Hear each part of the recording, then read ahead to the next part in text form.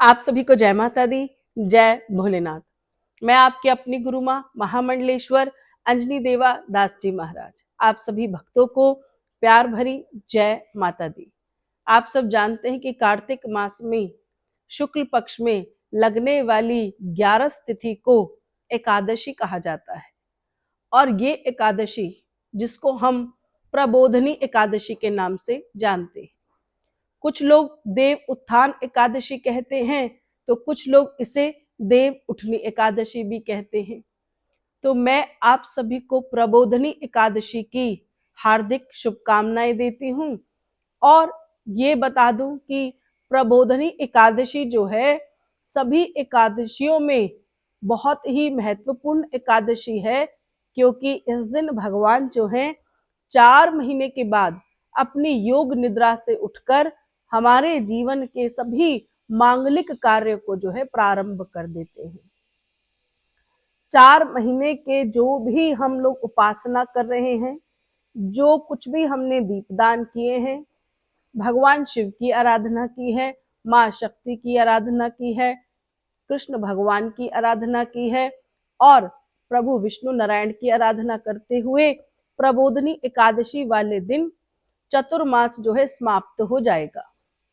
जैसे ही भगवान नारायण जाग जाते हैं, जीवन के सभी मांगलिक कार्य जो है वे प्रारंभ हो जाते हैं।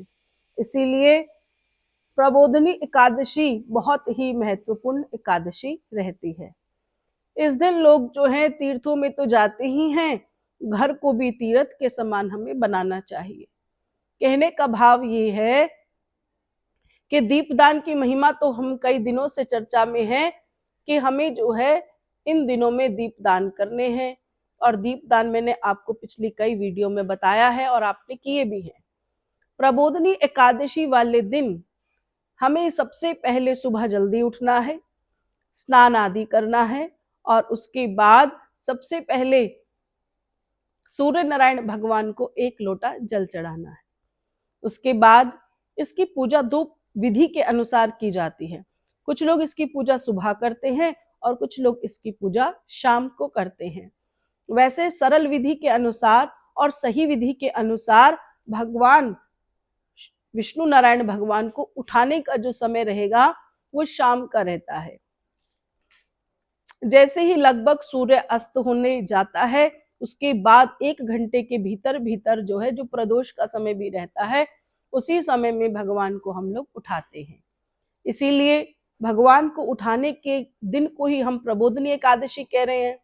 तो देखिए सुबह सुबह आप जल्दी उठिए और लक्ष्मी नारायण की हमें आराधना करनी है, क्योंकि विष्णु भगवान जी की पूजा ही एकादशी के लिए की जाती है। यानी कि हम लोग कई दिनों से जो विष्णु नारायण भगवान की पूजा कर रहे हैं, उसी के अनुसार हम सुबह जल्दी उठेंगे और भगवान को स्नान कराएं, पंचामृत से स्नान कराएं, न संभव हो सके तो गंगा जल का छींटा लगाएं और उसके बाद भगवान को हल्दी का तिलक लगाएं, क्योंकि जो नारायण भगवान है ना, उनका जो सबसे प्रिय रंग है वो पीला है। इसलिए भगवान को हल्दी का तिलक लगाएं। आप भी वह हल्दी का तिलक स्वयं को लगाएं और उसके बाद माता लक्ष्मी जी की आराधना करें। माता लक्ष्मी जी का जो प्रिय रंग है वो लाल है, इसलिए हम लोग माता को सिंदूर से तिलक करते हैं। ये तिलक जो है पुरुष नहीं करते हैं, स्त्रियों को ही माता लक्ष्मी जी को सिंदूर अर्पण करना है और उसके बाद अपने मस्तक पर भी वह लाल रंग का सिंदूर लगाना है। दोनों की आराधना के लिए हम लोग अगर कार्तिक अध्याय कर रहे हैं तो सुबह के समय कार्तिक अध्याय को कर सकते हैं, सुन सकते हैं और भगवान का नाम जाप कर सकते हैं। आप सब जानते हैं कि नारायण भगवान का ध्यान करने के लिए जो सबसे सुंदर मंत्र है वो है ओम नमो भगवते वासुदेवाय नमः। तो अगर आप सुबह उठ रहे हैं तो आप इस मंत्र का उच्चारण अवश्य कर लीजिए। उसके बाद माता लक्ष्मी जी और नारायण भगवान को आप फूल अर्पण कीजिए, मिठाई अर्पण कीजिए, जो भी आप भगवान को प्रसाद लगाना चाहते हैं वे प्रसाद लगा सकते हैं। आप जो भी ऋतु फल है वह भी रख सककर जो है भगवान की आराधना कर सकते हैं। आपने धूप कर दिया और दीप उनके लिए प्रज्वलित कर दिया। इसी प्रकार से प्याज नहीं खाएंगे, लहसुन नहीं खाएंगे, ये तो अब कहने की बात ही नहीं रही है। क्योंकि आप लगभग 1 महीने की पूजा को पूर्ण करने जा रहे हैं। लेकिन फिर भी अगर कुछ लोग जो है 1-2 दिन पहले प्याज लहसुन खा भी लेते हैं तो कोई समस्या नहीं है। उस दिन जो है आप प्याज लहसुन ना खाएं, बस केवल उसी दिन ना खाएं, आगे पीछे खा सकें तो मुझे कोई समस्या नहीं है। लेकिन जो है कि ये जो पूजा हम लोग करेंगे, कोई व्रत नहीं कर रहे हैं, कोई विशेष पूजा नहीं कर रहे, कुछ नहीं कर रहे हैं, तो भी आप जो है इस दिन स्वच्छ रहिए, ब्रह्मचर्य का पालन कीजिए और भगवान के मंत्र का उच्चारण करते हुए भगवान नारायण की आरती कीजिए। ये तो होगी शुरुआती बात। देव उत्थान जो एकादशी रहती है, ये भगवान को जागृत करने की एकादशी है। कई लोग इस दिन तुलसी माता जी की पूजा करते हैं, शालिग्राम भगवान के साथ इनका विवाह करते हैं। कुछ लोग एकादशी पर इनका विवाह करते हैं, जिसको हम तुलसी विवाह कहते हैं। लेकिन कुछ लोग जो है द्वादशी तिथि पर भी इनका विवाह करते हैं। सही रूप से जो माननीय पर्व रहता है वो एकादशी वाले दिन ही तुलसी विवाह हमें करना चाहिए। लेकिन फिर भी आने वाले दिनों में 3 से 4 दिन तक लगातार लोग शालिग्राम और तुलसी जी का विवाह करते हैं। तो मैं कहूंगी कि एकादशी वाले दिन शाम के समय ही आप 365 बाती वाला एक दीपक तैयार कीजिए, मिट्टी का कसोरा लीजिए, उसमें बातियों को भिगो लीजिए देसी घी के साथ और कपूर लगाकर उसे तुलसी माता जी के सामने प्रज्वलित कर दीजिए। क्योंकि सामान्य रूप से क्या होता है कि शालिग्राम जो होते हैं वो घर में नहीं होते हैं, इसीलिए इस दीपक को जो है किसी भी मंदिर में जाकर हमें जगाना चाहिए, क्योंकि वहां शालिग्राम होते हैं। मैं आपको ये बता दूं कि जो इस दिन जो विवाह है वो स्वर्ग में, वैकुंठ धाम में, जहां माता लक्ष्मी और नारायण का विवाह किया जाता है, वहीं पृथ्वी लोक पर तुलसी और शालिग्राम का विवाह किया जाता है। इसीलिए हमें जो है तुलसी माता जी का जो आप इतने दिन से पाठ पूजा कर रहे हैं, उनके लिए आपको लाल कलर की छोटी सी चुन्नी लेकर आनी है। आपका अगर स्वरूप तुलसी माता जी का छोटा है तो छोटी चुन्नी रखिए, अगर बहुत बड़ा स्वरूप है तो आप बड़ी चुन्नी लेकर आइए। लाल कलर की चुन्नी से माता जी को ढकिए और उसके बाद उनको जल चढ़ाइए। जल चढ़ाने के बाद थोड़ा सा उनमें सिंदूर अर्पण कीजिए। जब आप ये सारी पूजा विधि को कर लेते हैं तो आपको क्या करना है, शालिग्राम को अपने हाथ में रखते हुए ओम नमो भगवते वासुदेवाय का जाप करना चाहिए। ये मंदिर में ही संभव है, इसलिए आप कंफ्यूज नहीं होइए। मैं आपको विधि बता रही हूँ। तो जिस प्रकार से तुलसी के 7 चक्र शालिग्राम को लेकर इस मंत्र के साथ हम उच्चारण करते हैं, तो वहीं पर ही हमें 365 बाती का दीपक लगाना चाहिए। ये एकादशी वाले दिन शाम के समय ही किया जाता है। सबसे पहले ये कार्य को करने के बाद तब दीपदान आप करें। 365 दीपक को आपने लगा दिया। अब उसके बाद आपको क्या करना है, जैसे आपकी तुलसी विवाह हो जाएगा तो तब आप भगवान नारायण को जागृत कीजिए।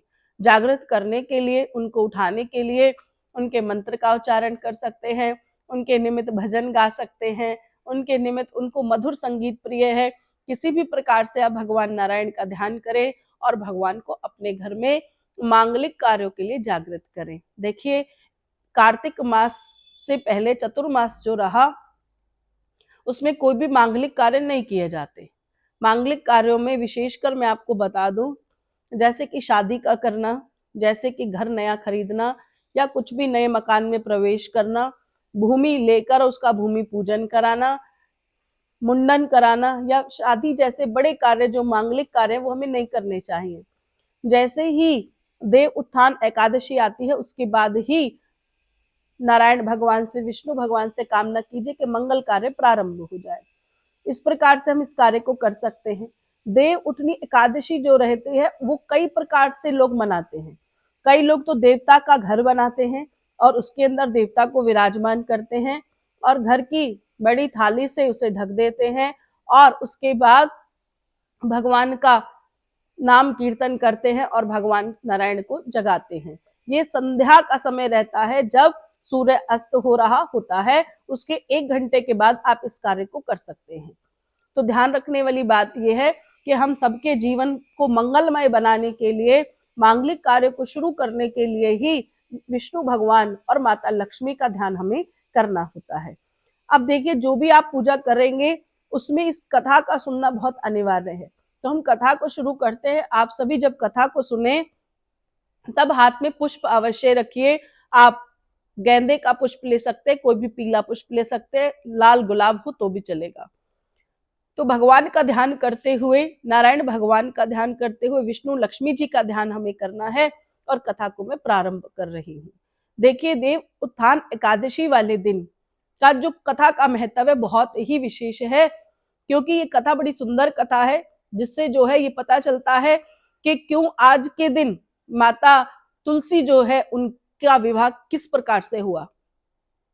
आप सब जानते हैं कि आपको पता है कि कृष्ण भगवान की 16,000 रानियां थी। रानियों में एक सत्यभामा रानी थी, जो कि भगवान श्री कृष्ण को बहुत प्रिय थी। बहुत प्रेम के साथ रहना और भगवान के संग संग रहना। सत्यभामा के मन में एक प्रकार का घमंड वास कर गया। उनको ऐसा लगा कि भगवान श्री कृष्ण सभी रानियों से ज्यादा मुझसे प्रेम करते हैं, मेरे संग रहते हैं और मेरा मान बढ़ाते हैं। इसका मतलब उनको मेरा जो रूप सौंदर्य है वो अति प्रिय है। तो यानी मैं बहुत सुंदर हूं, इसलिए भगवान श्री कृष्ण मेरे संग संग रहा करते हैं। इस विचार के साथ सत्यभामा ने ये बात अपने हृदय में बिठा ली। अब सत्यभामा को लगा कि इसी सौंदर्य के साथ अगर श्री कृष्ण भगवान के साथ मेरा विवाह हुआ है तो मैं अगले जन्म, जब मेरा पुनः जन्म हो, तो भी मैं इतनी ही सुंदर लगूं और भगवान श्री कृष्ण मेरे पति के रूप में मेरे साथ जीवन बिताए। इतना विचार कर रही थी कि नारद मुनि जी उस स्थान पर आकर बैठ गए। नारद जी को सत्यभामा ने प्रणाम किया तो नारायण जी कहने लगे कि क्यों मुस्कुरा रही हो। तो कहने लगी कि नारद जी आप एक वरदान दीजिए मुझे। कहने लगे बोलिए। कि कुछ ऐसा हो जाए कि मेरा सौंदर्य आने वाले जन्म काल में भी ऐसा ही रहे और मुझे भगवान श्री कृष्ण पति के रूप में प्राप्त हो। तो नारद जी कहने लगे कि ये तो बड़ा सरल है कि कार्तिक मास चल रहा है और कार्तिक मास में जो सबसे प्रिय वस्तु तुम्हारी है, अगर वही वस्तु तुम दान के रूप में दे दो तो आने वाले जन्म में आपको पुनः वही वस्तु प्राप्त हो जाएगी।